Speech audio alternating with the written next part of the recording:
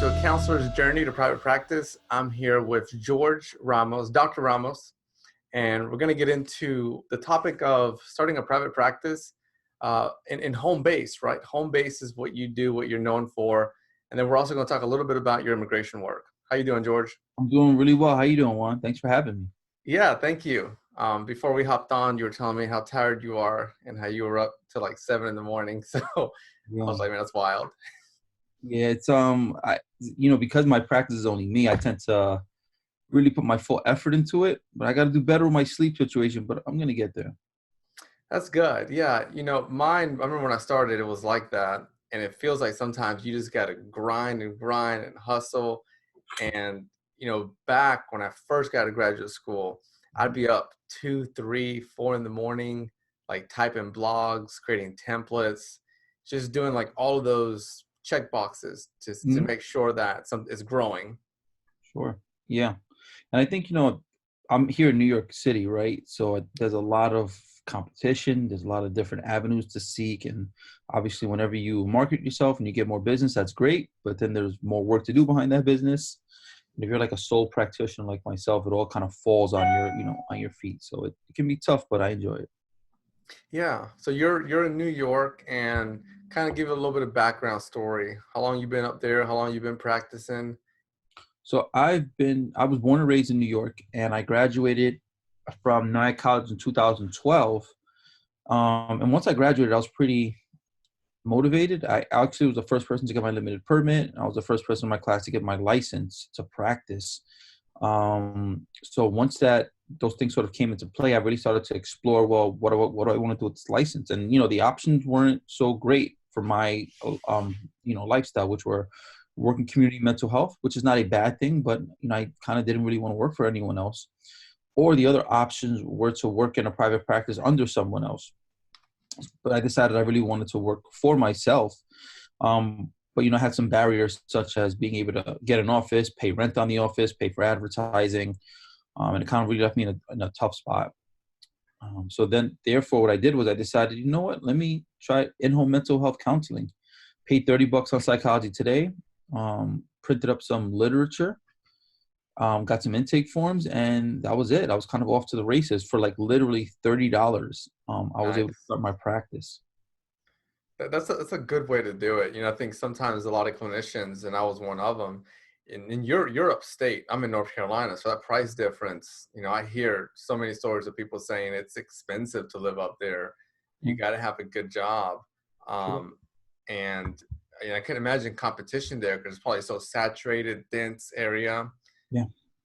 Yeah. All, But all those things are true. The other thing that's really, really, the other thing you have to really remember about, particularly being in New York, that it is really saturated. The cost of living is really high. And because there are so many therapists, you have to sort of figure out for yourself what makes you different.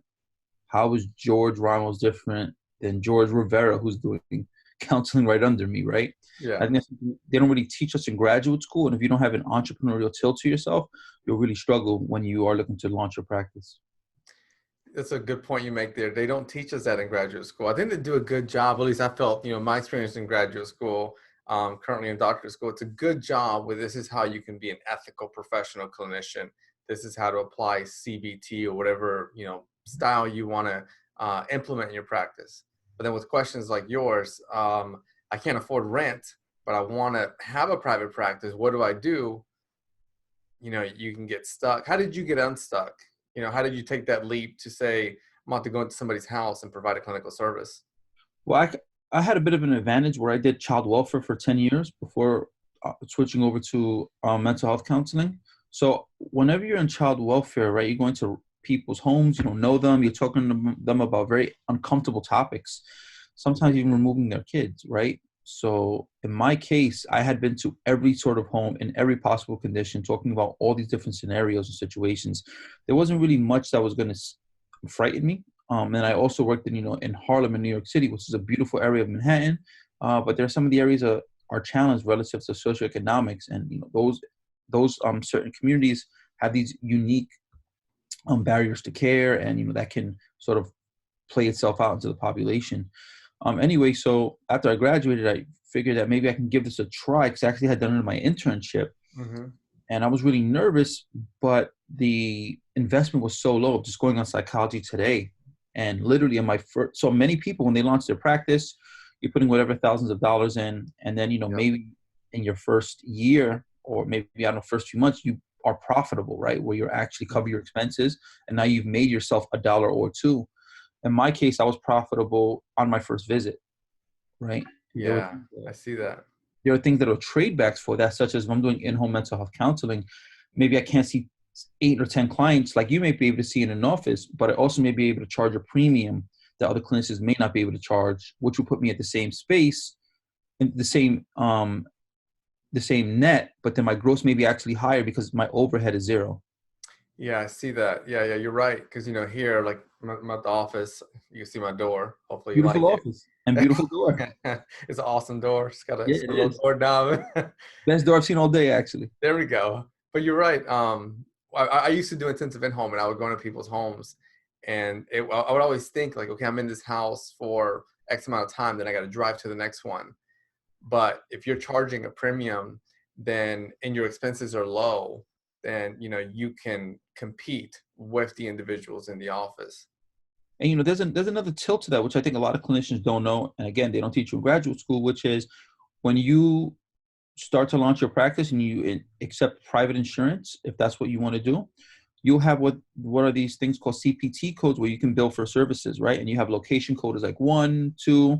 For in-home counseling, you can do location code 12, right? So you can get the standard fee. But there's actually another CPT code 99341 to 99350 that's specifically for in-home work. And if you ask your provider about those codes, they may not give them to you up front, but you ask them about those codes, what you'll see sometimes is they can be 20 to 40% more. Oh, wow. But if you don't know, you won't ask, and you'll be making the same income. You won't necessarily be operating out of a loss, but you'll be taking 20 to 30% of your fee, a hit on that, right? And that could maybe be your taxes. And essentially, once you are able to adjust your fee, you'll be in a spot where you're making more than Mhm. some of your colleagues after overhead and taxes, things of that nature, while doing less. Yeah, man, that's a good nugget. I had no idea about that. One of the things that, when you were saying that, it stuck out to me. I do some EAP work, employment assistance program, I believe, right? And I would always just be given a rate, like, here's your rate, $1, right? Yeah. And then at one point, I was like, you know what? I don't like this rate. I provide Spanish speaking services. So I just sent an email back and said, hey, this is the rate I want. They're like, yeah, okay. Yeah. So it's exactly what you're saying, advocate for yourself. And I think for you, it's probably from the personality standpoint of having a very entrepreneurial. It's very rare to have this entrepreneurial tilt while also being clinically sound. It seems like you have to have one of the other in many instances. But many people, they get into these contracts and they are given a form. It's a really large contract you have to sign.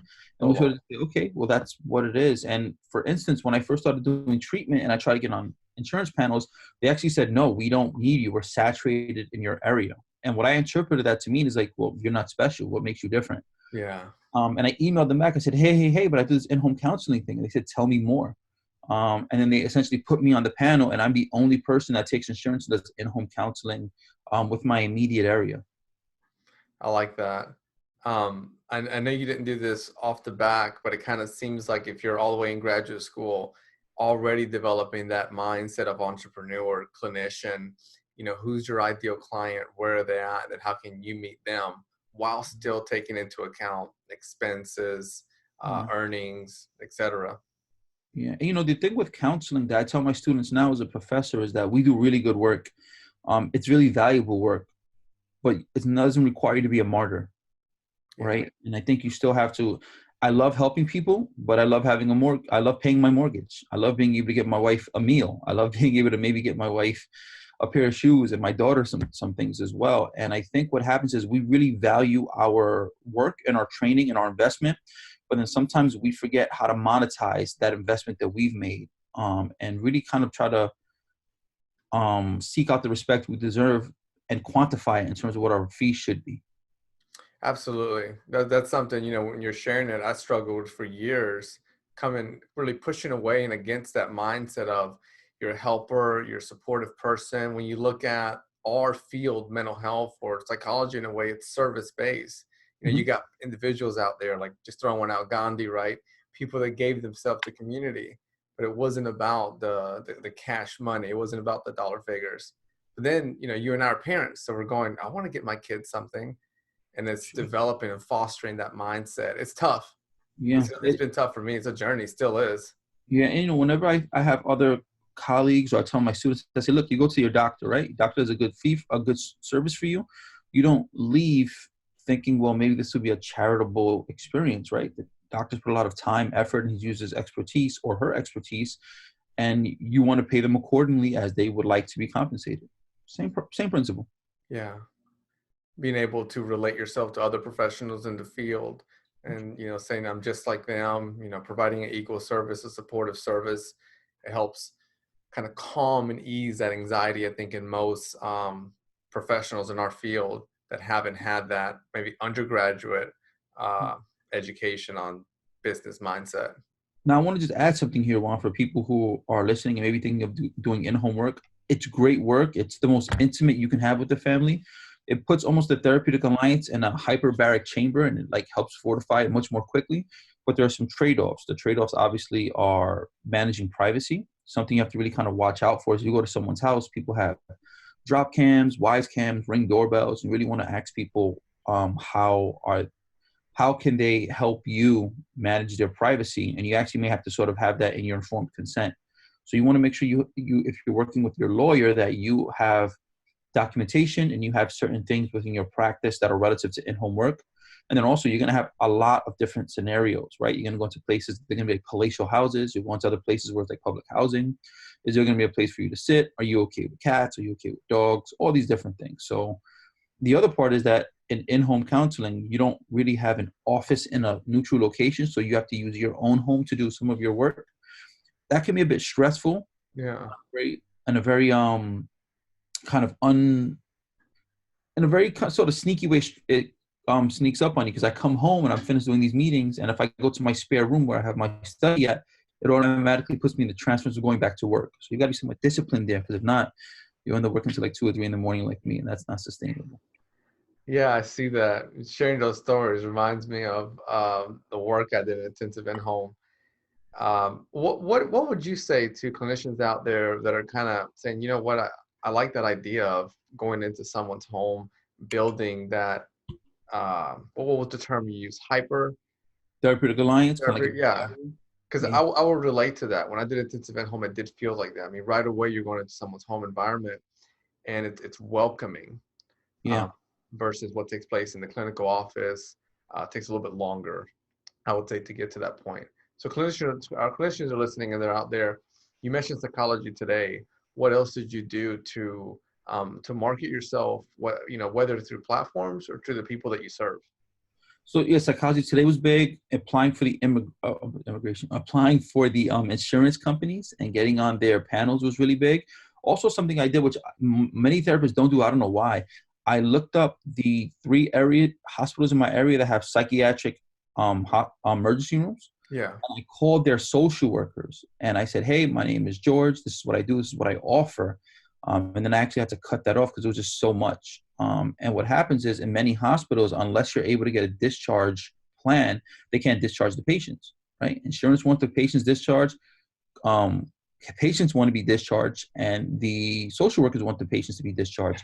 So I speak with the social worker, the administrator, and I send them my information. I say, well, this is what I can do. These are the insurance I take. This is my fee.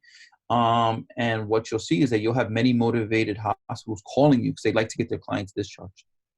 Why did you pick the social worker?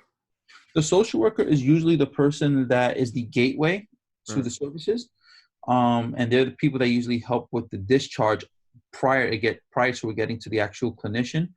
So it's also really knowing about who to talk to. If you're going to a hospital, talk with a hospital social worker. If you're going to a school social workers are good, but assistant principals really make the world go round. And if you have a specialty working with kids, those are the people you want to look at. You've got to really think. And if you're going to work with a lawyer or something, you don't want to speak with the lawyer. You want to speak with the person at the reception desk. You've got to really be thoughtful, use your emotional intelligence, and kind of figure out, well, who's the gatekeeper here? What's the pipeline to the referral service? And that's not always the primary clinician. Yeah, man. I mean, you killed it. I'd love that. Listening in, I'm like, check, check, check. Mm. It's one of the questions and ways that so many clinicians get stuck because you'll read things out there on how to build a practice, and it'll say something as far as build relationship with referrals, and it's kind of like, well, no shit, right? Yeah. Yeah, I get I'm supposed to do that, or build connections with people in the community. Yes, understand, but who exactly and why? And you shared that. There's one more I wanted to share that I neglected. I can't believe it's had a big impact on me. Once I finished graduate school, didn't have many clients before I started doing in-home. So I prepared a PowerPoint that was maybe like 45 minutes long, and it was just on basic general mental health that I would share with churches. And I would tell churches, I'd love to come do this for you. I do it for free. And the reason I would do it for free is because when people are in crisis, the first place they usually go is to church many times. And their pastors do a great job with pastoral counseling, but many times they recognize that this actually could be something relative to mental health. So while I'm doing that presentation, I'm actually building a network with the parishioners, but the pastors. When you talk about therapeutic alliance, pastors have that in spades in a way that we can't get it initially, right? There's this inherent trust built into them. So if you do a few churches, 5 of them, and let's say 2 pastors take a liking to you, that could be referral services. That could be a referral stream that can go on for years, right? And people will act on what their pastor says more quickly than they will what their doctor says, their social worker, or their school social worker. Absolutely. That highlights such a intimate level with a member of a church and their pastor compared to maybe a physician or, some other external professional. And I like how you do it pro bono where it's free. I forget what book I read, but there was this idea where this person came up with a gym, like a whole, like a YMCA, if you will. And he offered it for free to everyone, I think for like a week or something. And then at the end of the week, if people wanted to continue, then they could pay. And I mean, it was almost everyone signed up for it. Sure. And it's exactly what you're doing. You show people your product. If we were artists, we'd be able to say, here's my canvas, or there's that door I made. You like the woodwork? And then if you like it, then, we can continue to work together. I think sometimes people think I shouldn't say giving something away for free, but providing a service to the community or someone without receiving payment seems counterintuitive to the entrepreneurial instinct. But actually, I think it's the opposite. If you have something, especially if it's relatively brief or something like that, it gets someone a chance to build relationships. And just like in clinical practice, just like with your spouse, just like with your kids, relationships are everything. And they're comprised of trust, they're assessing your ability. And this is a really good way for someone to say, hey, I see that person. I like them. And that's actually how I got into immigration evaluations, was through that church referral. Nice. Yeah. I was just thinking, imagine going up, you're married, I'm married. We go up to our wife and we say, hey, listen, you want to get married? Yeah. They'd be like, whoa, let me get to know you first. Yeah. Well, I had to do a lot of convincing in the initial, right? So imagine if I didn't know this person. On a pro bono work. Exactly. Yeah. So you're right. No, I feel you. It makes perfect sense, and it applies to every situation in life. I like that a lot. And it's important for clinicians to be able to kind of look at that business mindset here and also acknowledge, and maybe you and I relate to this as clinicians, it's probably an area that we're really good at, knowing how to help other people. Yeah, exactly. 100%. And I know people are listening to this, and I think every clinician has the capacity to have this entrepreneurial tilt to them, but not every clinician may be built out for that, right? Depending on their personality. Right. There's nothing wrong with going to work in a community mental health center, doing your great 8 to 12 hours a day, whatever that might be. That's really admirable work. We need community mental health, but there are other options for clinicians. And that's always what I preach to my students as well, which is nothing wrong with the traditional path, but there's also nothing wrong with forging your own as well. Absolutely. Yeah, I love that. I'll throw one more nugget in there. Third piece, nothing wrong with hiring out. If you're a really awesome clinician and it's like, man, I need somebody like George who's able to cultivate these relationships with referrals, being able to pay, say $1 for that service when you're getting $10 in return. Yeah. So just to kind of add to that, I know we're at the end of our time, but as you know, I do immigration evaluations, and I was struggling to get referrals, and we did some SEO work, and it turned out that there were only like 300 people in the entire country looking for these immigration hardship or psychological evaluations. So I paid my SEO person about $1,000, which is a lot of money for a small practice, but it's been the best investment, I think, in my professional career, probably right up there with actually getting my license, in the sense of having really specialized work. And like I said, it was a lot of money, but totally, totally worth it. Yeah, and it seems like in your practice, you did almost two niches, right? One with the home-based therapy, which differs than the traditional in the office, and then Mhm. the other niche that you did was the immigration work, and then you did the ROI, right? ROI, if you're listening in, is return on investment. So if you're paying, let's say, 1K, $1,000 for marketing, and let's say you have an immigration evaluation and you're charging $500 for it, you need two of those to break even. Three, you're ahead. Yeah. And in my case, it's about that simple because I don't have overhead, right? My overhead is just the gas in my car and whatever I've printed out. So when you're doing your ROI and when you're an emerging clinician and you're kind of thinking about, well, this is how much I pay essentially an hour for my office time, whatever it is, your insurance, whatever, whatever that might be. And once you get to a space where your ROI is in the black, it Mhm. makes you like it takes a while and it gets complicated, but once that happens, the momentum keeps going, right? And sometimes you've got to really look at that initial investment. You've got to say, well, is this worth it? And you've got to bet on yourself. Just like when you go for a job interview, the supervisor is betting that you're going to do a good job. You got to have that same confidence for yourself. Absolutely. And when you say black, you mean like we're still not, we're in the hole. We're in Well, debt. no, so when I mean like, so when you're in the red, right, you still owe. But once you get in the black, even if it's by $1, you're getting more towards You're the good. good. Okay. It may take some time to get there, but once you're there, the momentum picks up. Yeah. I had this really awesome consultant that I worked with at a grad school, and he explained to me ROI, return on investment, and I was nervous. I was nervous to pay, monies for marketing because I didn't know. I was like, I got to pay this money for someone Mhm. to hopefully come in. And Yeah. then he goes, Juan, you've been doing ROI since the minute you left high school. He's like, you got your undergraduate. That was ROI, return on investment. You had no idea getting an undergraduate degree would pay off. And then Yeah. same thing for your master's and so on. Yeah. And I remember I started to smile just like this, and I was like, you're right. Yeah.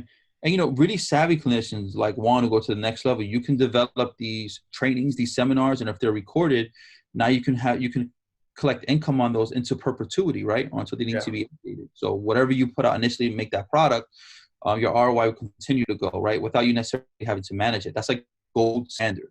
yes, Those are things that we should be thinking about as well. absolutely. I mean, there's so many options for clinicians. It's a field where, 1 year you could be working with kids, the other one you do some continuing education, and you could be working with couples. Yeah. There's just so many directions you could go in, which is one of the reasons I love it. Yeah, it's and a lot of room for specialty areas, especially if you see something on the horizon within our culture, whether it's some challenges with immigration, gender identity, whatever it might be. That's sort of an emerging issue that people aren't really ahead of. Especially if you can kind of get to it early, you could actually be one of the leaders, at least within your respected area, and that's good for marketing in and of itself. Absolutely, kind of give you that. Well, you said it. I was just gonna copy you, man. That give you that leader role. Yeah, that sort of expertise, right? There we go. There we go. George, you've been amazing on here, man. Before we hop off, people listening in, clinicians, if they're able to, if they want to be able to contact you, how can they reach out to you? Sure. So if you like, you can look me up on LinkedIn. Just type in George James Ramos Jr. and type in like mental health app there. I'll pop up. You can go to nycimmigrationevals.com. That's my website for my immigration evaluations.